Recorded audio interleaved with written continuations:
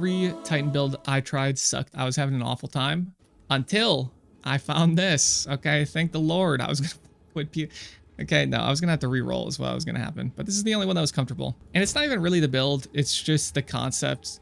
It's so stupid. I feel like a moron. But I was just running around with a two-hander, waiting until I could get Giant's Blood to have a two-hander plus a shield, and then a dual-wield weapon swap. But that shouldn't have been it. All right, if you're Titan right now, buy this body armor with the physical prevent, recouped his life, put a shield on, okay, and then just use a one-hander. Get over it. All right, get over it, big guy. Put a one-hander on, or you're not going to make it. I should have done it through the campaign, and I should have done it in Waystones, okay? It is brutal, and it is a world of difference to have passive block alongside this body armor. And I got that from watching a Connor video. Shout out to him. And yeah, I'm pretty much just going to do Ignite as well, because Ignite is just so high value. So thanks for showing me the light of just putting block on. God bless. God bless. It's funny enough, I was doing Perfect Strike through the campaign, but I just stopped because I want to do big slam things like Earthquake, Sunder, you know, Earth Shatter, whatever it is. I just wasn't feeling it. And, you know, it didn't even really like pump too crazy hard.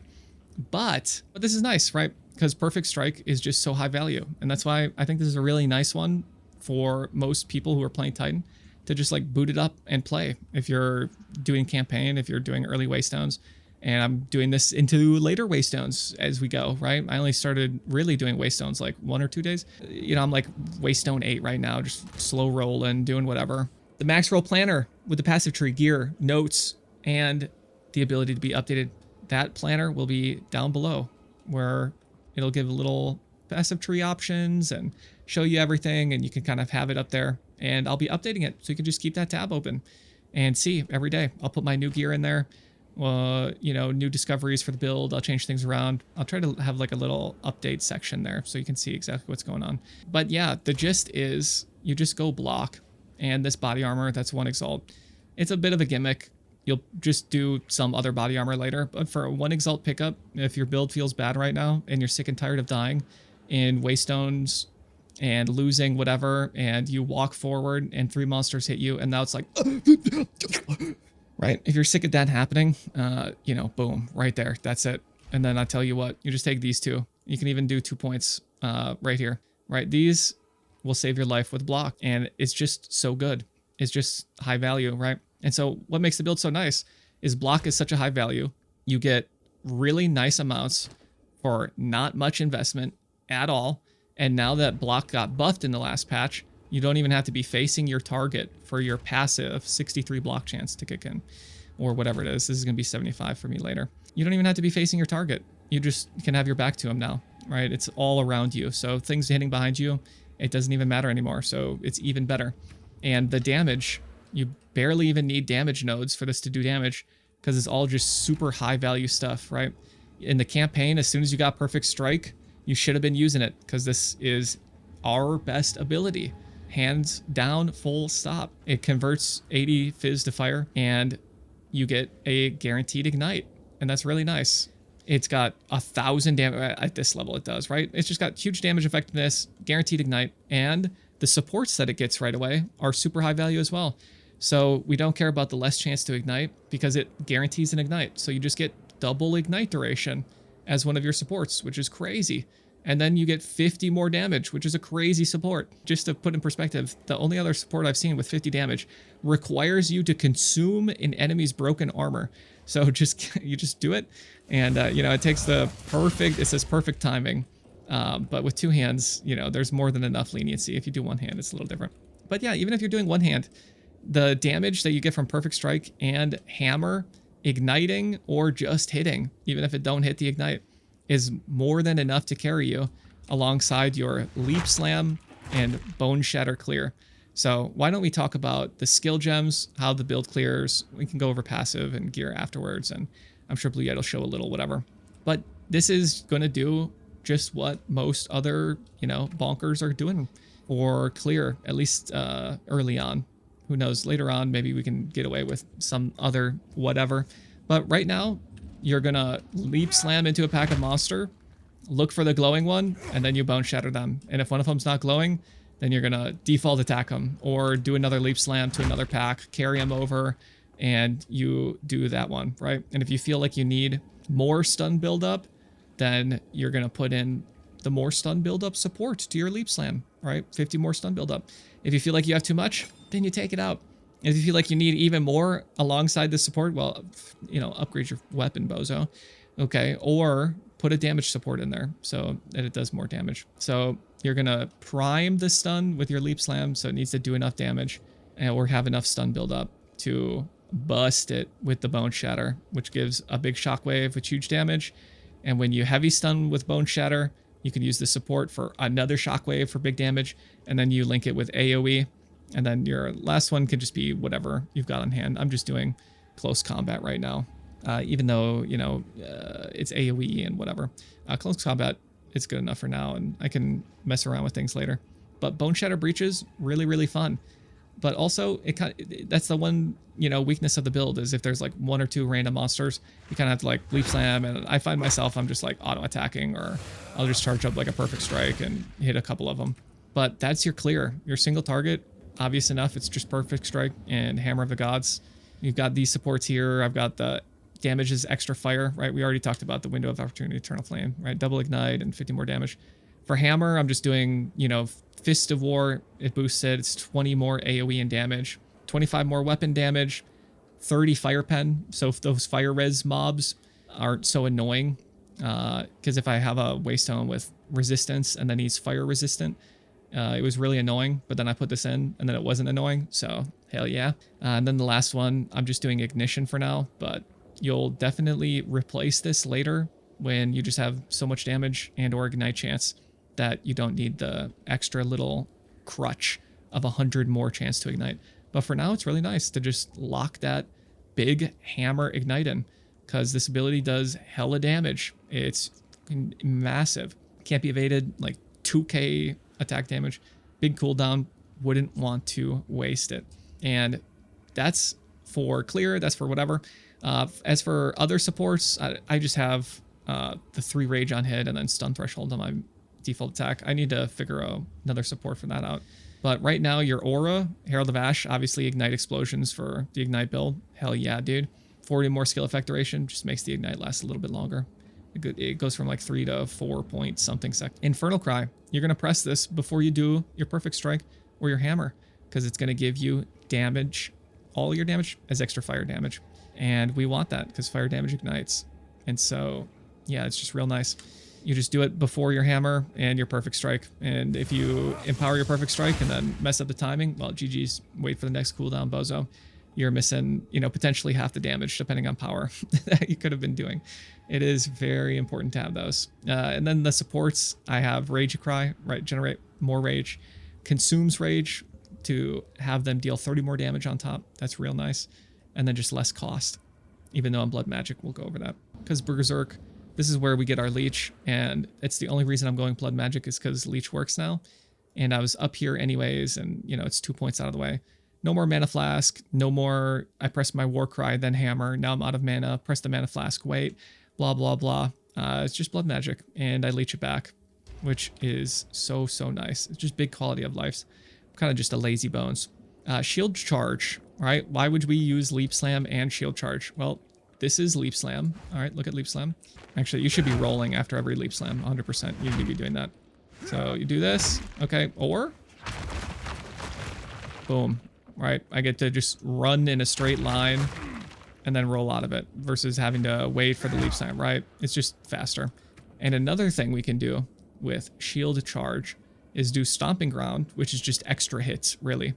But more than that is, while we're inflicting ignites, even small ones that aren't the main damaging one, this can ignite something and then give it fire exposure, which is minus 20 resistance. Hell yeah, dude. For 8 seconds. That's really nice. That's a very long time. Very generous of them. As far as Leap Slam supports, it's just attack speed and Fiery Death. Now that they clarified in the patch notes that if I ignite with my Leap Slam, it doesn't have to be the Leap Slam ignite that kills for this to trigger. It just has to have the Leap Slam ignite on it when it dies for that monster to explode. Well, to have a 60% chance to explode, dealing 10% of its life as fire damage. So hell yeah, man.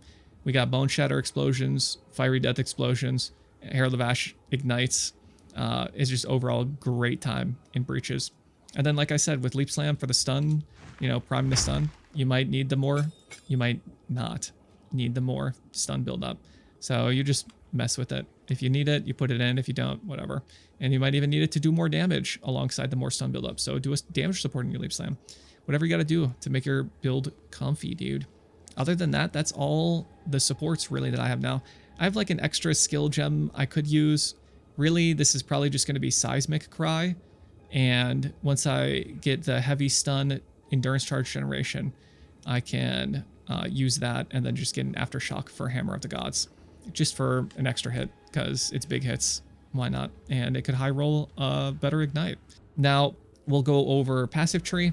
We did it a little bit already. It's pretty simple. It's just the super generic. Pretty much every Titan, whatever, is going to do the same kind of stuff. The Ascendancy, you're just going to go this right here. And then probably 15 more life. Don't take this. It'll troll your Bone Shatters.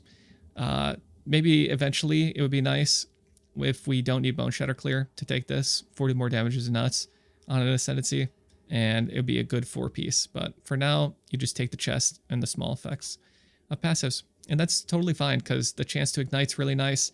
We get a lot of increase on all the armor, which makes us die less. Cool. Strength gives us life, and Giant's Blood, block chance, right? That 50% node is really nice.